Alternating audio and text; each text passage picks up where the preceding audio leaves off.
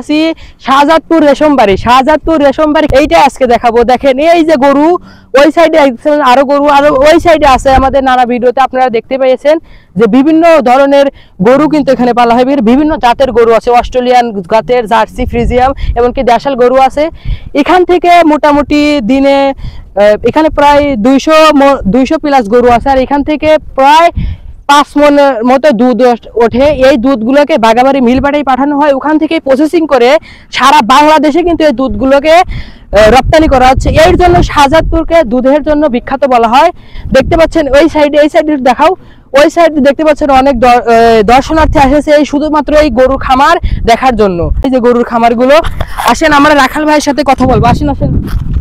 ওই যে আমরা একটা রাখাল ভাইকে দেখতে পাচ্ছি, রাখাল ভাইয়ের সাথে কথা বলবো যিনি এই গরুগুলোকে দেখাশোনা করছে। আসসালামু আলাইকুম। ওয়ালাইকুম আসসালাম ভাই, কেমন আছেন? ভালো আছি। ভালো আছেন আপনি? হ্যাঁ জি ভাই। আপনার বাসা কোন জায়গা? আমার বাসা বিলচান্দন। আপনি এখানে কতদিন ধরে দেখাশোনা করছেন?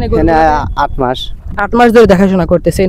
আচ্ছা, এখানে কয় পিস গরু আছে? এখানে আছে 75 পিস। 75 পিস গেছে। 75 পিস গরুতে মোটামুটি কত লিটার দুধ হয়?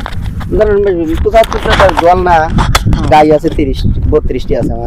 32টা গাইতে কত লিটার দুধ হয়? 150 লিটার দুধ আছে। 150 লিটার দুধ হয়, প্রায় 5 মনের মতো দুধ হয়। আচ্ছা, এই যে 5 মন দুধ হয়, এই দুধটা কোন জায়গায় আপনারা পাঠান? মেলমিটিয়া, বাগাবাড়ি মেলমিটিয়া। বাগাবাড়ি মিলপেটের পারে, ওখান থেকে সারা বাংলাদেশে দুধ চলে যায়। হ্যাঁ। আচ্ছা,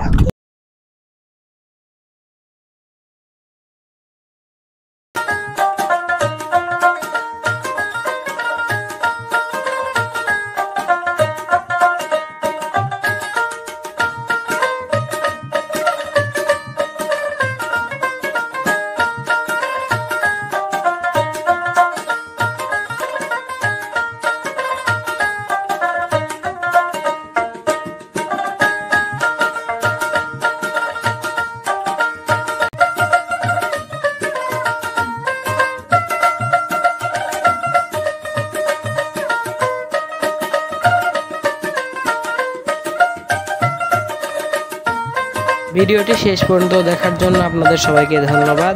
দেখা হবে আবারও কোনো ভিডিওতে গরুর খামার নিয়ে। ভিডিওটি শেয়ার করে দিবেন।